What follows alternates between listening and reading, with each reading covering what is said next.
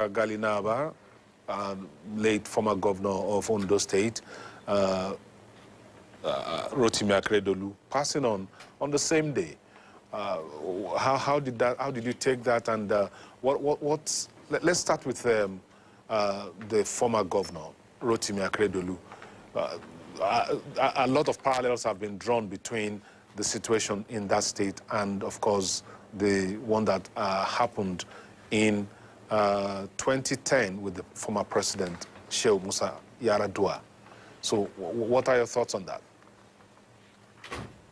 Well, first and foremost, let me extend my heartfelt condolences to the good people of Ondo State for losing their governor at this very auspicious time when his services are most needed to continue to move Ondo State forward, as he has been doing. The fact of the matter is that what has happened in 2010 and what has just happened between the late governor of Ondo State and the current governor, who was his deputy, cast our minds back to so many issues that happened. The intrigues, the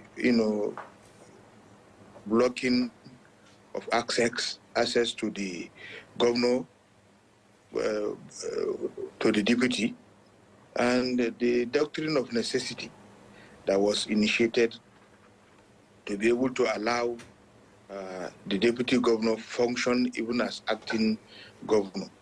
And at the end of the day, the deputy governor has become the governor, and people are now, those who had been against the deputy governor acting in that capacity, are now gradually resigning from that position.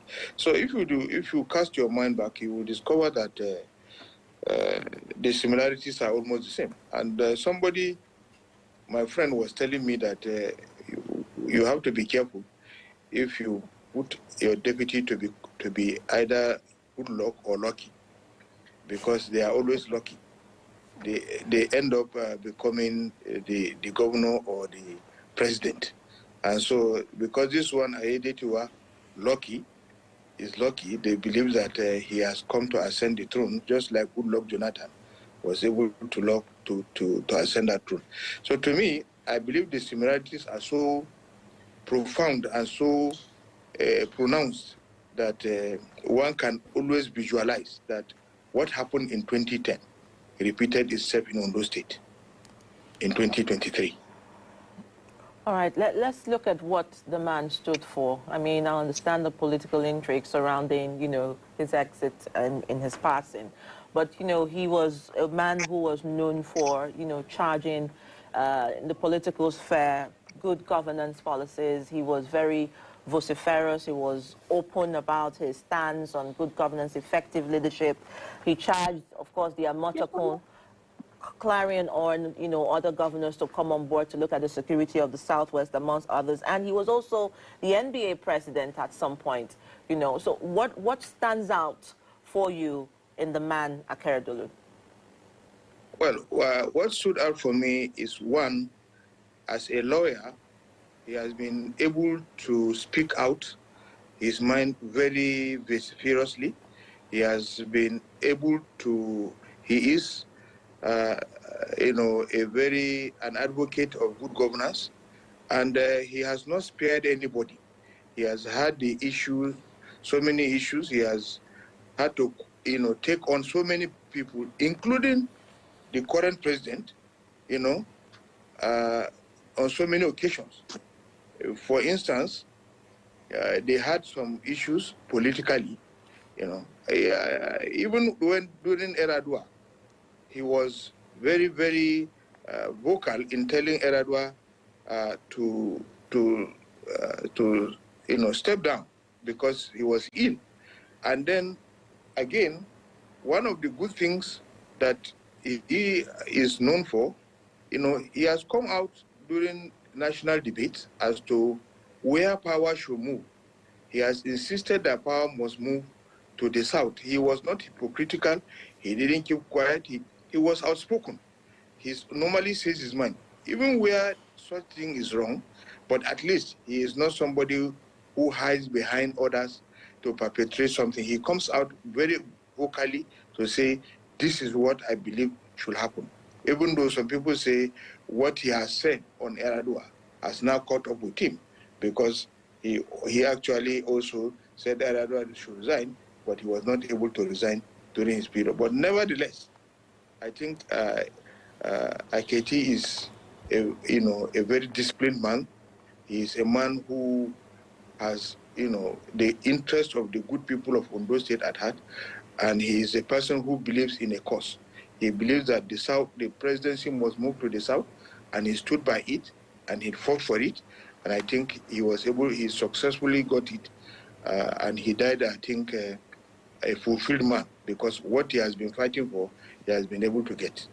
Now, you spoke about the fact that history has repeated itself in Ondo State, despite the fact that the late governor spoke out very vociferously, very stridently, that the former late president Yaradua should resign because of his health challenges at that time. Now, I'd like to ask you, going forward, how can Nigeria avoid similar situations in future, especially given the fact that deputy governors really do not have roles specified for them by the Constitution? Yes, it is very important, that a lot of people have spoken. It's not only deputy governors, even sometimes deputies in certain respects have no roles to play.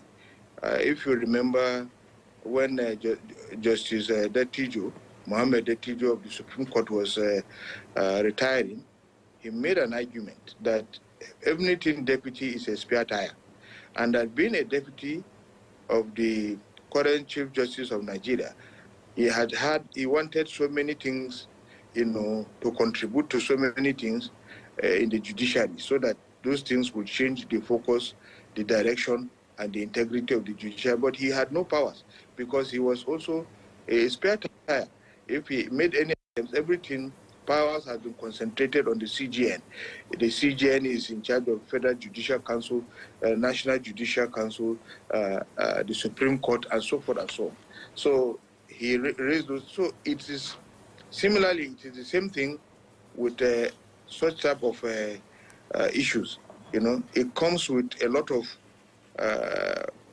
baggage when the vice president or the deputy governor has no constitutional powers. He has to rely on what the governor directs him to do.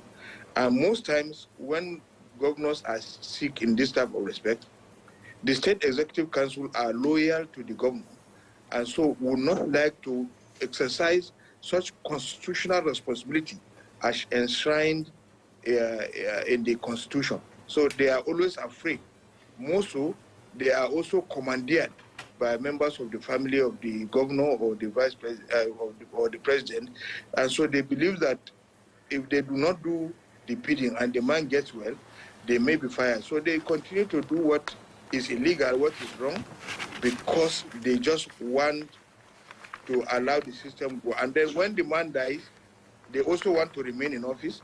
But again, if they look back at their role and the man looks back at the way they have been despising him, he refuses to go ahead with them. So he asks them to resign, or they, out of guilty conscience, begin to resign from their responsibility. All right, and still staying on, the issue of trust and, of course, public opinion. There have been calls. I mean, the last reviewer here mentioned the fact that it would be necessary at some point for people who want to take the first office as either governor or presidents to give certificate of fitness as a clean bill of, health, to be able to be allowed to come into power, because they feel that when people are aware about the health of the person who would lead them, then their ability to trust the capacity of the person in terms of wellness would be there. And he also talked about the age category where younger people should also be able to step into the plate. I do not know if you share these thoughts. I think, you see, the question of either having certificate is not a guarantee that because you have certificate of health that you can last for 8 years. No, certain incidences come in different ways. Certain death can come not necessarily because you are sick. There could be a plane crash. Anything can happen as to what will cause somebody to be sick. So if we begin to look at that one as a yardstick, it will not be in the best interest of the nation. But what is most important is, of course, there is the need for some people to undergo strenuous medical checkup to check on their mentality, their drug use, and so forth and so on. But that is not sufficient to say that can prevent death or will cause any problem, will deter any problem of living or death. All right, Umar, let's move and talk about the late former Speaker of the House of Representatives now, Umar Ghail Naaba. Talk to us about him. What are your fondest memories of Ghail as Speaker and, of course, as a politician? Well, Ghail Umar Naaba has been an outspoken and very principled person. He has had, a very challenging period. He was there when Obasanjo was president, and Obasanjo, being a military man, is somebody who wants things done with immediate effect.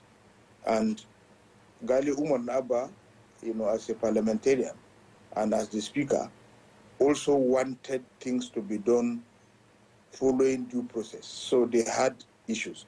Both of them were on the side of history into moving Nigeria forward. While this one is in a hurry, Ghail Umar Naaba was following due process to ensure that things are done meticulously, to ensure that, so they had clashes in various areas. And even when American President Bill Clinton was in Nigeria, for a visit, he noticed when he came to the parliament that there were issues, because Ghail Naaba's statement when he was asked to, give a closing remark, really clearly showed, the issues between government and the parliament, or perhaps the House of Representatives. As a politician, he has been an astute politician, and I think because he stood, very well, he stood in for, good governance, and he stood in for Kano people. He died, in circumstances where everybody had abandoned him, but he's a good politician. He has the interest of people at heart. He has played politics in Kano very well. He has carried people along. And I believe that Ghail Umar Naaba has left a very big vacuum that is very difficult to fill.